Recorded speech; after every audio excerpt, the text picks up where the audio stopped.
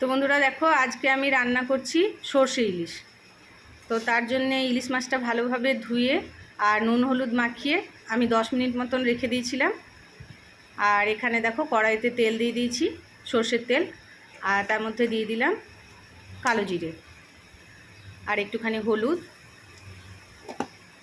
সামান্য একটু লঙ্কা গুঁড়ো। এবার এটা একটু নাড়াচাড়া করব যাতে হলুদের গন্ধটা না থাকে।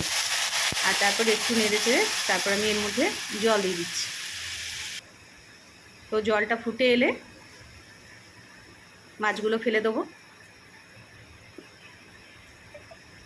তারপর মাছগুলো 5 মিনিট মতো রেখে দেবো। এরপর দিয়ে দিচ্ছি আন্দাজ মতো নুন। আর হ্যাঁ, আরেকটা কথা বলে রাখি, আমি যখন ওই সর্ষেটা বেটেছিলাম তখন সর্ষের মধ্যে একটুখানি নুন আর 2টো কাঁচা লঙ্কা দিয়ে সর্ষেটা বেটেছিলাম, এতে নাকি সর্ষেটা তেতো হয় না বলে। তো দেখো ঝোলটা ফুটে এসেছে। এরপর দিয়ে দেবো সর্ষে বাটা। আর সর্ষে বাটাটা দেওয়ার আগে সর্ষে বাটাটাতে একটুখানি জল দিয়ে ভালোভাবে হাতে করে মেখে নেবো।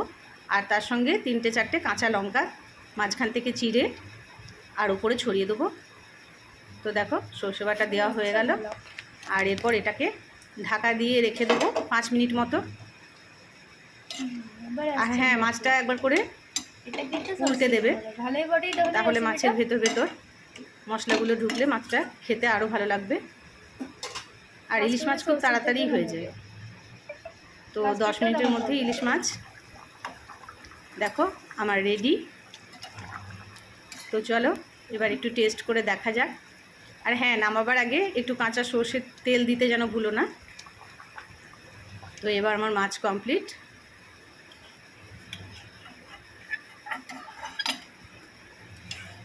একেবারে গরম গরম মাছ, দেখি একটুখানি খেয়ে কেমন হয়েছে। দারুণ হয়েছে, দারুণ। আর একটু খাও, ঝোলে একটু দেবো, ঝোলে।